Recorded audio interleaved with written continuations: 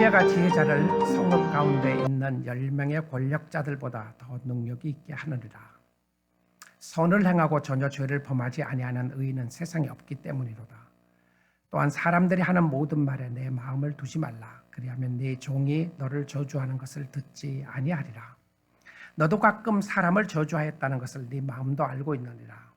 내가 이 모든 것을 지혜로 시험하며 스스로 이르기를 내가 지혜자가 되리라 하였으나 지혜가 나를 멀리하였도다. 이미 있는 것은 멀고 또 깊고 깊도다. 누가 능히 통달하랴. 내가 돌이켜 전심으로 지혜와 명철을 살피고 연구하여 악한 것이 얼마나 어리석은 것이요 어리석은 것이 얼마나 미친 것인 줄을 알고자 하였더니 마음은 올무와 그물 같고 손은 포순 같은 여인은 사망보다 더 쓰다는 사실을 내가 알아내었도다. 그러므로 하나님을 기쁘게 하는 자는 그 여인을 피하려니와 죄인은 그 여인에게 붙잡히리로다. 전도자가 이르되 보라 내가 낱낱이 살펴 그 이치를 연구하여 이것을 깨달았노라. 내 마음이 계속 찾아보았으나 아직도 찾지 못한 것이 이것이라. 1000사람 가운데 한 사람을 내가 찾았으나 이 모든 사람들 중에서 여자는 한 사람도 찾지 못하였느니라. 내가 깨달은 것은 오직 이것이라. 곧 하나님은 사람을 정직하게 지으셨으나 사람이 많은 꾀들을 낸 것이니라. 아멘. 하나님의 말씀이었습니다.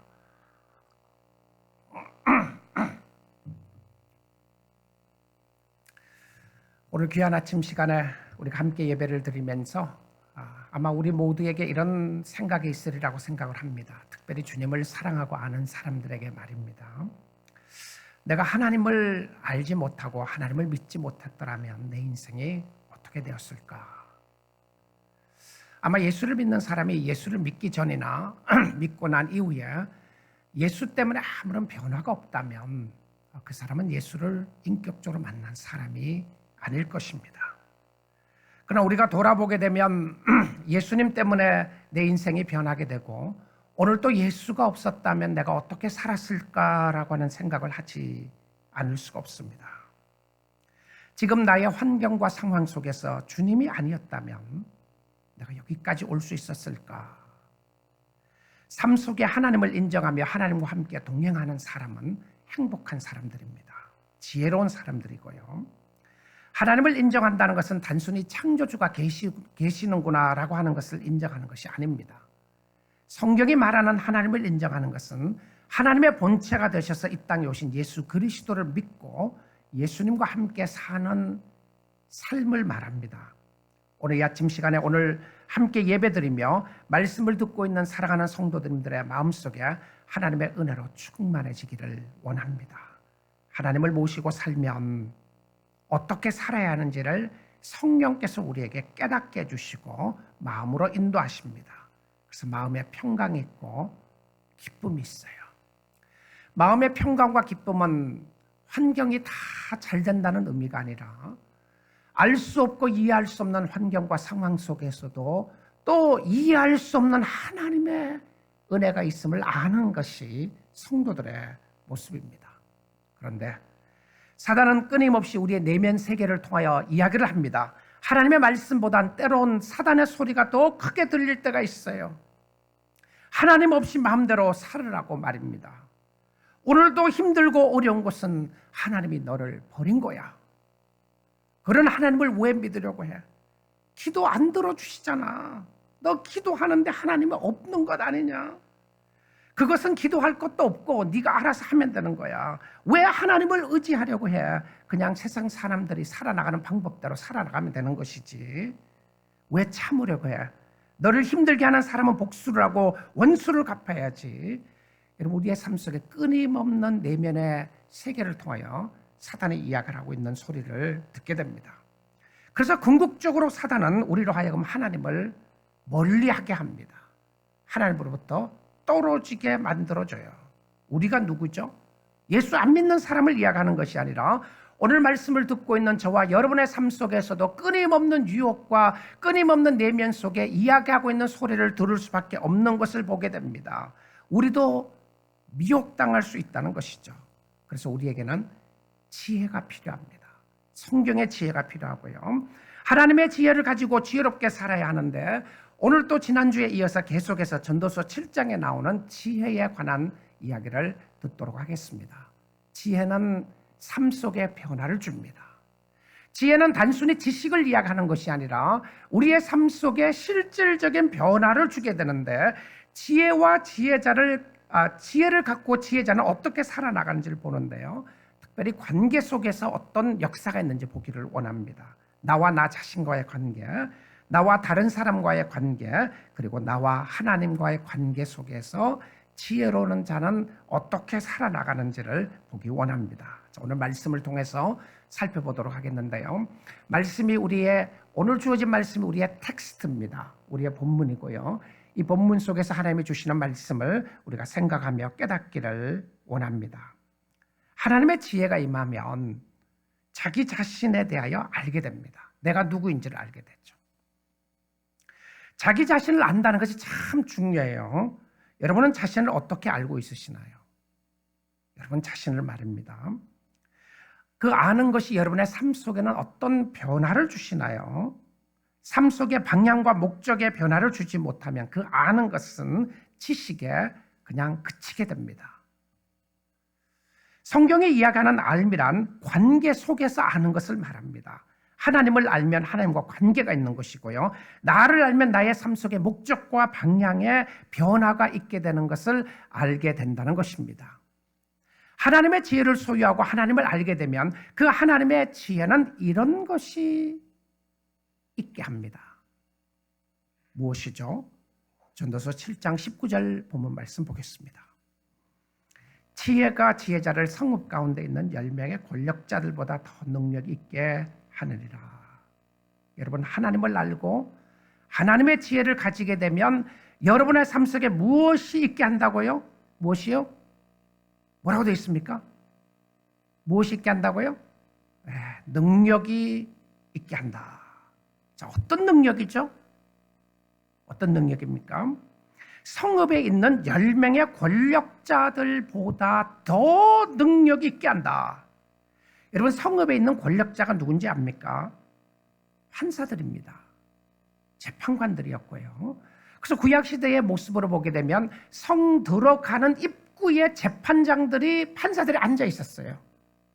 이들이 옳고 그름을 판단해 주는데 한 사람도 아니고 10명이 있다. 그러면 그 성의 모든 파워를 가지고 있는 사람들이 여기 앉아 있는 거예요. 여러분, 전도자가 보았던 성읍에는 어떤 모습이 있었나요? 전도자는 가난한 자들이 학대당하는 모습을 보았습니다. 전도자는 세상에 힘 있는 사람들이 그 힘을 가지고 힘이 없는 사람들을 무시하고 학대하는 것을 보았어요. 그런데 어떻게 이런 말을 할 수 있죠? 어떻게 해요? 성읍 가운데 있는 10명의 권력자들보다 더 파워가 있게 한다. 파워. 여러분, 세상에 억울한 사람들 너무나도 많은데 세상의 힘이 얼마나 큰지를 아는데 어떻게 지혜가 이런 능력을 가진다보다 더 능력 있게 한다는 말인가요? 자, 그럼 여러분이 소유해야 될 것은 지혜입니다. 지혜예요. 그리고 확인해야 될 것은 내가 예수를 믿고 그리스도를 섬기고 나아가면서 내가 확인해야 될 것은 무엇이냐면 내 마음속에 무엇이 있냐면 능력이 있다는 것을 확인하는 거예요. 예수를 믿는 여러분의 심령 속에 하나님의 능력이 있는 줄 믿습니다. 그 능력이요, 세상의 힘에 비할 수 없는 능력이라는 거예요. 세상에서 힘 있는 사람은 누구예요? 재판관입니다. 판사예요. 근데 판사가 바른 판결을 하나요? 해 아래에 있는 세상의 판사들은 바른 판결을 하지 않는 사람들이 많았다고 성경은 이야기해주고 있어요. 전도자가 그걸 보았습니다. 그런데 하나님의 지혜를 소유하게 되면 그 지혜는 능력이 있게 하는데요, 이 능력이 다이너마이트와 같은 능력이 있는 거죠. 그 능력이 얼마나 큰지 세상의 권세와 힘을 가진 판사 10사람보다 더 강한 능력이다. 여러분, 우리는 세상 앞에, 아니 문제 앞에 맥없이 무너지는 모습을 볼 때가 많이 있습니다. 내가 이렇게 약하냐? 세상이 이렇게 강하냐? 내 마음이 이렇게 약한 줄 몰랐다. 우리가 아무런 힘이 없이 무너지는 것 같을 때가 얼마나 많이 있습니까? 그런데 지혜를 소유하게 되면 놀라운 능력이 있어요. 그러면 그것은 어떤 능력이죠? 어떤 능력입니까? 우리는 빌립보서 그 말씀에 답을 찾을 수가 있게 됩니다.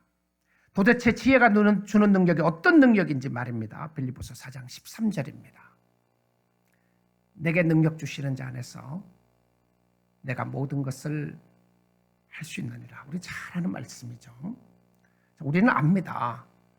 아마 우리 교회 성도들은 압니다. 이 능력이 무슨 능력인지요.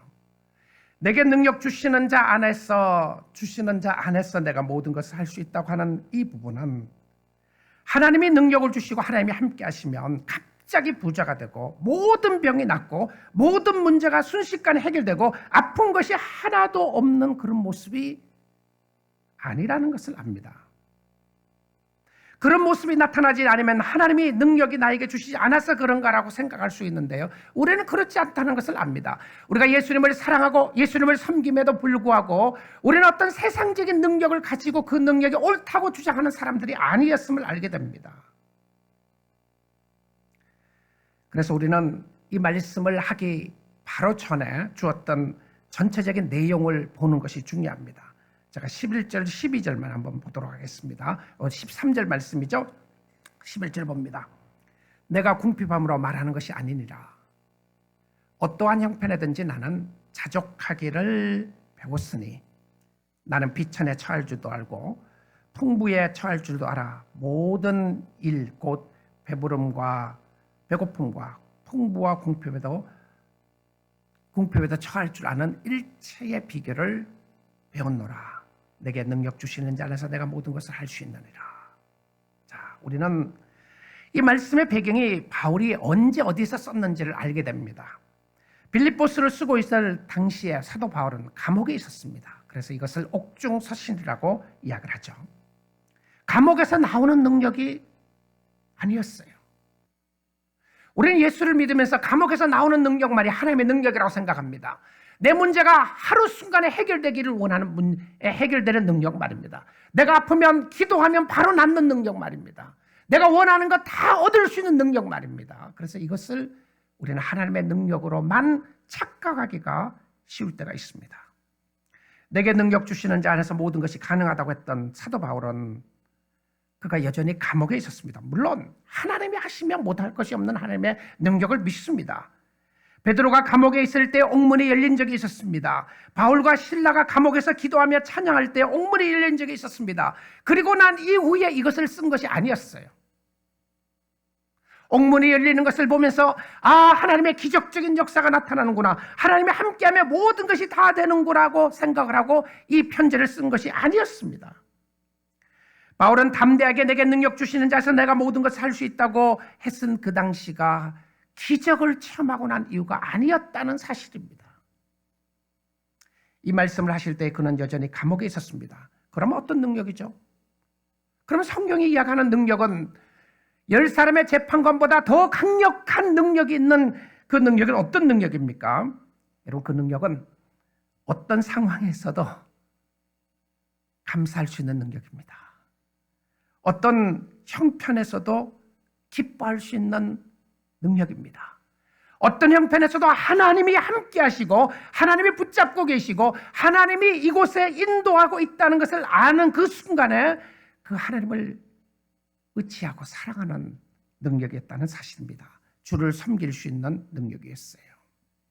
하나님이 계시기 때문에 오늘도 주를 바라볼 수 있는 능력입니다.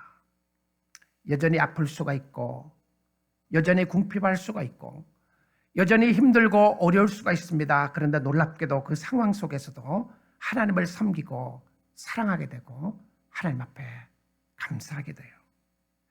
이것이 여러분에게 있는 능력이 아니라 주님이 주시는 능력 때문인 줄 믿습니다. 세상의 재판관이 아무리 힘이 있어도 그들이 여러분의 삶을 판단하고 심판하는 것이 아니라 하나님이 하신다는 것을 아는 능력입니다. 내가 무너질 것 같은 상황 속에서도 무너지지 않는 것은, 아니 때론 우리가 사방으로 우겨 쌓이는 어려움을 당하는 역사가 있다고 할지라도 우리가 넘어지지 않는 것은 하나님의 능력이 우리의 심령 가운데 있기 때문인 줄 믿습니다. 하나님의 능력이 있어요. 여러분, 그래서 오늘도 주님의 지혜의 능력이 성도들에게 있습니다. 잘 되면 감사할게라고 하면 그것은 성경이 이야기하는 능력이 아닙니다. 소원 들어주시면 예수 믿을게요. 그렇게 되면 믿을 것 같으세요? 그렇지 않아요. 병 고쳐주시면 믿을게요. 물론 가끔 우리가 간증하는 사람들의 이야기를 들어볼 수 있지만 병 고쳐줬기 때문에 믿는 것이 아니라 하나님을 제대로 만났기 때문에 믿는 역사를 우리는 알고 있습니다. 지금 오늘 이 시간에 하나님의 능력을 신뢰할 수 있기를 원합니다. 여러분의 마음속에 하나님 앞에 감사할 수 있습니다. 여러분의 심령 속에 바로 오늘 여러분의 환경과 상황 속에서도 하나님이 주신 이 능력은 여러분을 신앙생활 할 수 있게 해주시고 하나님을 신뢰하게 해주시고 하나님을 의지하게 해주시는 하나님의 능력이 있게 되는 줄 믿습니다. 자, 그 다음에 두 번째는요, 지혜자가 자신과 다른 사람 관계에서 깨닫게 되는 삶은 어떤 모습인가 두 가지 측면에서 보도록 하겠습니다. 첫째는요, 자신을 포함한 모든 사람에 대하여 그렇고, 그리고 둘째는 간단하지만 짧게 여자에 대하여 어떤 깨달음을 가지고 살았는지를 오늘 말씀을 통하여 보도록 하겠습니다. 자, 먼저 자기 자신을 포함한 모든 사람은 어떤 사람인지, 그가 깨달은 관계 속에서 주시는 메시지가 무엇인지 보겠습니다. 7장 20절입니다. 선을 행하고 전혀 죄를 범하지 아니하는 의인은 세상에 없기 때문이로다. 자, 전도자가 깨달았던 것은 모든 사람이 죄인이라는 사실입니다. 모든 사람들 속에 나도 포함되어 있는 거죠. 저도 포함되어 있어요. 근데 문제는 나는 아니라는 생각이 들 때가 많다는 것이죠. 알고 있다고 생각을 하지만 현실 속에서는 깨닫지 못할 때가 많이 있습니다. 물론 내가 잘못하지 않아도 어려움을 당하는 경우들이 있습니다. 그럼에도 불구하고 우리가 하나님 앞에서는 다 죄인입니다. 내가 하면 로맨스고 남이 하면 불륜이다. 그럴 수 없는 거죠. 내가 하면 충고고 남이 하면 정죄와 비난이다. 왜 그렇죠? 자기 중심의 사고방식 때문에 그렇습니다. 이 모든 사람들이 죄인이라고 하는 말 속에서 주시는 삶의 지혜가 뭔지 압니까? 여러분, 정말 모든 사람이 죄인이라는 것을 믿게 되면, 깨닫게 되면 여러분의 삶 속에 주시는 지혜가 있습니다. 삶의 지혜예요. 그 지혜가 뭐냐면 전도서 7장 21절입니다. 또한 사람들이 하는 모든 말에 내 마음을 두지 말라. 그리하면 네 종이 너를 저주하는 것을 듣지 아니하리라. 아, 사람들이 하는 모든 말에 내 마음을 두지 말라. 정말 놀라운 지혜예요.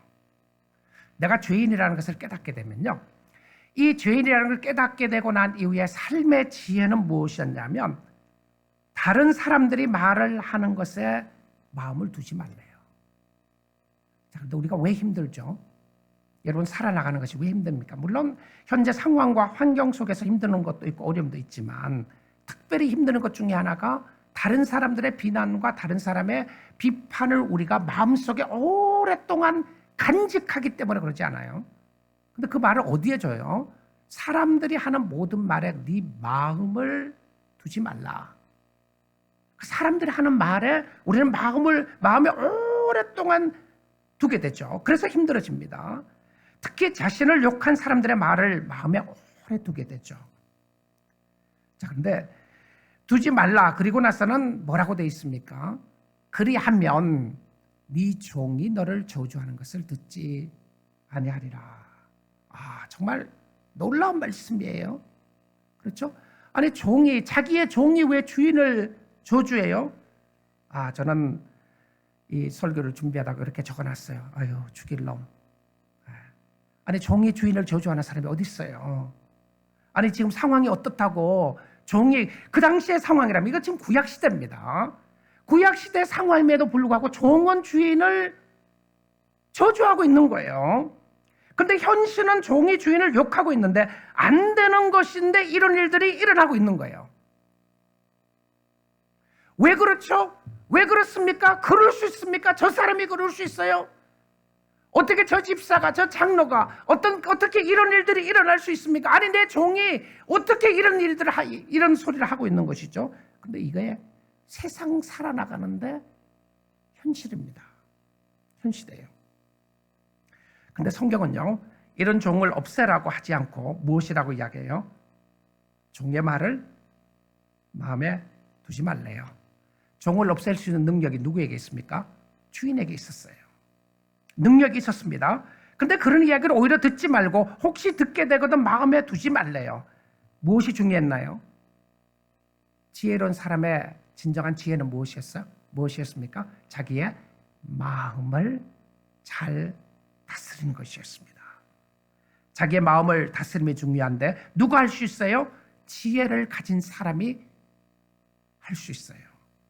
하나님의 지혜는 이런 능력을 있게 합니다. 안 될 것 같은데 되는 역사가요.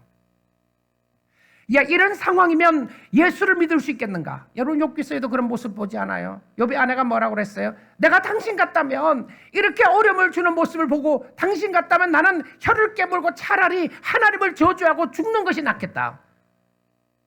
왜 그 아내가 그 소리를 했죠? 하나님을 몰랐기 때문에 그렇습니다. 근데 욥에게 있었던 능력은 무엇이에요? 끝까지 하나님 앞에 서는, 하나님 앞에 나아가는 능력이었습니다. 여러분, 우리는 환경과 상황을 통해서 자꾸 판단하고 또 절망하고 낙심할 때가 있는데요.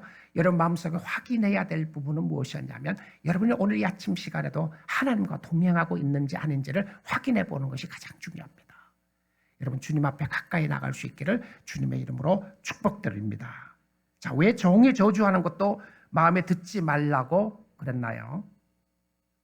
그 다음 구절에서 정말 휴머러스하게 답을 주고 있습니다. 22절입니다. 너도 가끔 사람을 전주하였다는 것을 네 마음도 알고 있느니라. 저는 이 말씀 묵상하면서 여러 번 되새기고 또 되새기고 봤는데요. 또 한 번 되새기고 보다가 또 한 번은 웃음이 확 났어요. 그렇지. 굉장히 휴머러스한 표현입니다. 너 너무 다른 사람이 너를 욕한다고 해서 너무 힘들게 생각하지 마라. 너도 다른 사람 저주했잖아. 이거예요. 너도 다른 사람 무엇입니까? 여러분 상대들이 한 말은 나에게 너무 아파요.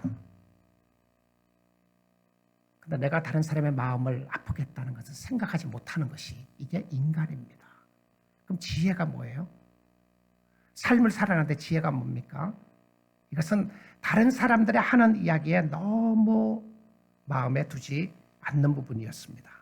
굉장히 풍자적으로 설명을 하면서 정곡을 찌르는 말씀이었어요. 너무 그러지 말라. 너도 그랬잖아. 그래서 지혜는 자신의 마음을 보게 합니다. 그리고는 하나님 앞에 나가게 하고요. 자신의 마음을 깨닫게 하고 이것이 지혜였는데 그 다음은 그가 깨닫게 된 음란한 여인에 대하여 이야기를 합니다. 오늘 전도서 7장에 나오는 굉장히 어려운 구절 중에 하나인데요. 제가 간단하게만 하고 지나가려고 합니다. 25절부터 28절입니다. 제가 한번 좀 읽어보겠습니다. 내가 돌이켜 전심으로 지혜와 명철을 살피고 연구하여 악한 것이 얼마나 어리석은 것이 얼마나 미친 것인 줄을 알고자 했더니 이 지혜자는 전도자는 열심히 공부합니다. 전도자가 누구였나요? 공부하는 사람이었어요. 인생에 대하여 깨달아 보기를 원하고 인생에 대해서 살피고 연구하고 보는데 도대체 세상이 얼마나 악하고 어리석은 곳인가? 그것을 연구하여 본다는 거예요. 그리고는 보는 것이 무엇이었냐면 26절입니다. 마음은 올무와 그물 같고 손은 포승 같은 여인은 사망보다 더 쓰다는 사실을 내가 알아내었도다. 그러므로 하나님을 기쁘게 하는 자는 그 여인을 피하려니와 죄인은 그 여인에게 붙잡히리라. 자, 여기서 나오는 여인이 누군가 하는 것입니다. 여기서 나오는 여인은 일반적인 여인을 이야기하는 것이 아닙니다. 이것은 음란한 여인을 이야기하는 겁니다. 죄에 빠져있는 방탕한 여인을 이야기하는 거예요. 사단이 여자를 꼬임으로 말미암아 죄가 들어오게 됐는데 그 꼬시는 역사를 보여주는 여인입니다. 세상에 넘어가서 하나님을 버리고 하나님을 깨닫지 못하는 사람에 대한 모습을 이야기하는데요. 그래서 그 하나님을 기쁘시게 하는 자에는 그 여인을 피하려니와 그 여인은 누구예요? 죄에 물들어 있는 죄를 이야기하는 겁니다. 유혹이에요, 유혹에 빠져 있는 여인을 피한다. 근데 죄인은 그 여인에게 붙잡힌다. 유혹에 빠진다고 하는 표현입니다. 27절입니다.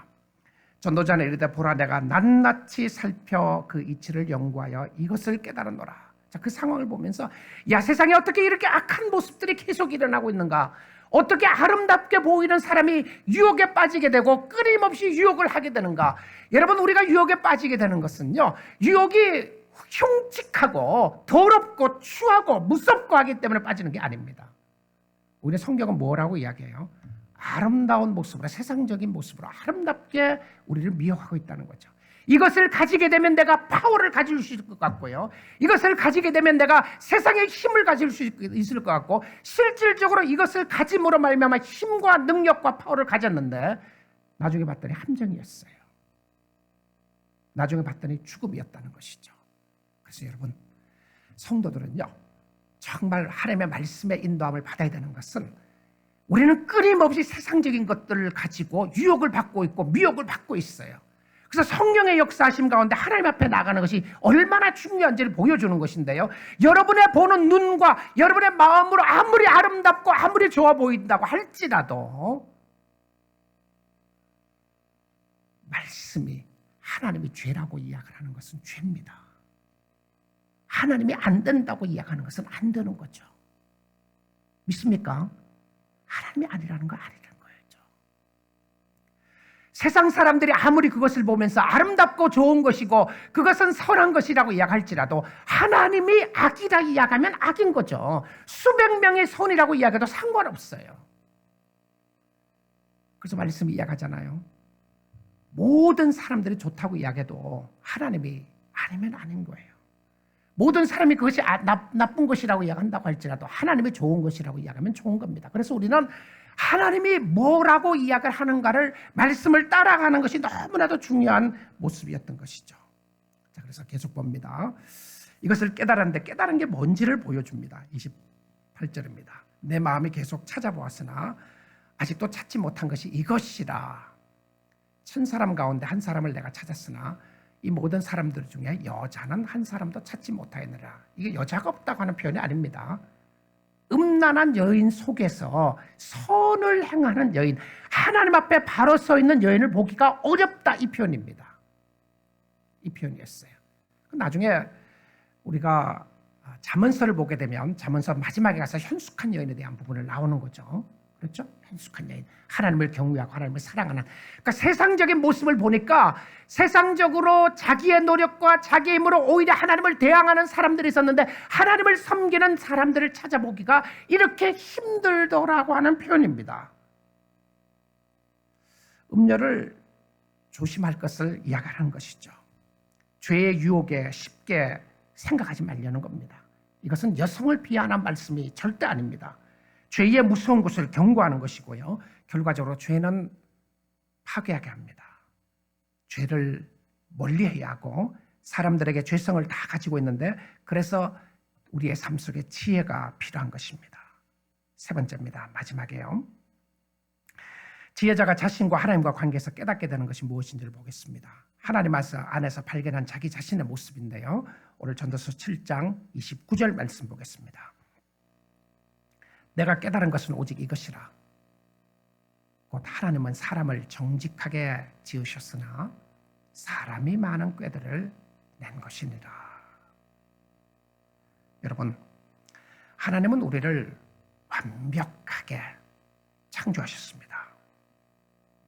하나님이 사람을 창조하고 나셔서 무엇이라고 말씀하셨습니까? 힘이 좋았더라. Very good. 힘이 좋았더라고 하셨죠. God created man perfectly. 하나님은 완벽하게 사람을 만들었어요.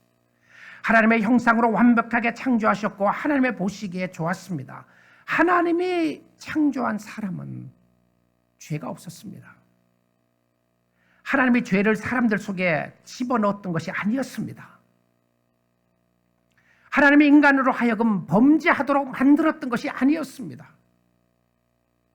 죄는 사단이 유혹하게 됨으로 말미암아 오게 되었고요, 인간이 하나님을 선택하지 않고 사단을 선택함으로 말미암아 오게 되었던 결과였습니다. 그래서 모든 좋은 것은 하나님께로부터 오게 되었고요, 근데 사람이 많은 꾀들을 낸 것이니라. 하나님이 완벽하게 하신 것은 사단이 죄를 짓게 함으로 다 파괴하게 만들었어요.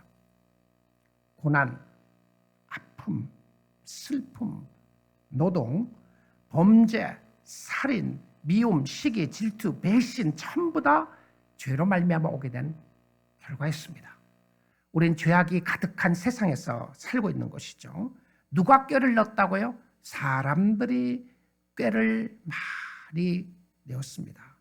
여기서 꾀를 낸다고 하는 모습이 무엇이었냐면 그들이 하나님을 떠나게 됨으로 말미암아 하나님 없이 살 수 있다고 생각하는 모습이었어요. 정말 사람들은 발버둥칩니다. 하나님 없이 살려고요. 그래서 우리의 자연적인 모습 속에서는요, 우리의 죄악된 모습 속에서는 하나님을 신뢰하고 싶은 마음이 없어요. 왜냐하면 우리는 기회가 있고 때가 있고 우리가 할 수만 있다고 생각을 하면 하나님을 의지하지 않는 습성이 우리에게 있어요. 왜냐하면 죄에 말미암아 오는 꾀들이 있습니다. 인간은 스스로 모든 문제를 해결할 수 있다고 생각합니다. 그래서 바벨탑을 쌓는 것이죠. 왜 바벨탑을 쌓았습니까? 하늘까지 닿으려고 안 했습니다. 끊임없이 노력합니다. 끊임없이 노력해서 내가 할 수 있다는 것을 증명해내고 싶은 거죠. 누구에게까지? 하나님에게까지도 내가 당신 없이 살 수 있다고 증명해내고 싶은 것이 인간의 마음입니다.